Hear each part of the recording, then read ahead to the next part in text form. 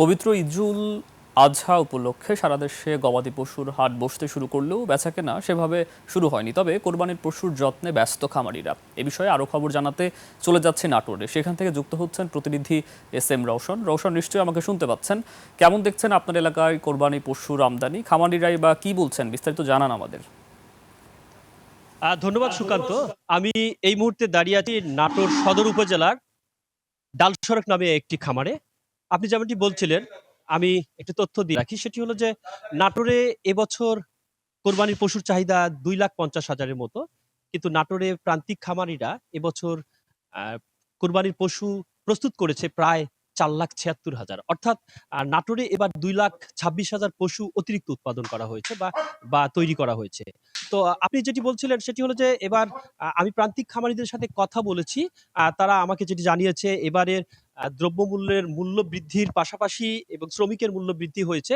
যার কারণে এবার ওই পশু তৈরি করতে গিয়ে বা পশু প্রস্তুত করতে গিয়ে তাদের খরচ অতিরিক্ত বেড়ে গিয়েছে এবং পাশাপাশি তারা একটা শঙ্কায় রয়েছে এবার সেক্ষেত্রে তারা ন্যায্য মূল্য পাবে কিনা এটি নিয়েও তারা শঙ্কায় রয়েছে। এবং আরো একটি বিষয় আপনাকে বলে রাখি, জানিয়ে রাখি, সেটি হলো যে এবার আমি নাটোর প্রাণী সম্পদের সাথে কথা বলেছি। তারা যেটি বলছেন সেটি হলো যে তারা নিয়মিত যে দেখভাল করছেন এবং বিভিন্ন খামারে তারা যাওয়া আসা করছেন এবং সেটা পরিদর্শন করছেন এবং সেখান থেকে তারা আহ, চিন্তা করছেন যে এবারে যে নাটোরের যে পশু প্রস্তুত করা হচ্ছে যে সেটি লক্ষ্যমাত্রা ছাড়িয়ে যাবে এবং নাটোরের পশু নাটোর ছাড়িয়ে সারা বাংলাদেশের বিভিন্ন জেলাতে যাবে এবং আগামী কোরবানিতে নাটোর থেকে যে পশুগুলো বিভিন্ন জেলায় সরবরাহ করা হবে এবং সেই পশুগুলো তারা সম্পূর্ণ বিষমুক্ত এবং মেডিসিন মুক্ত তারা এখানে প্রস্তুত করছে।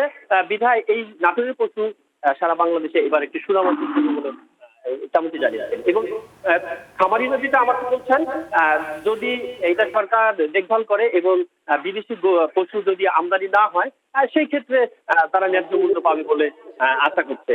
তো এই ছিল নাটোরে একটি পশুর খামার থেকে সর্বশেষ কোরবানির পশু নিয়ে তথ্য। সুকান্ত। রওশন, আপনাকে অসংখ্য ধন্যবাদ। দর্শক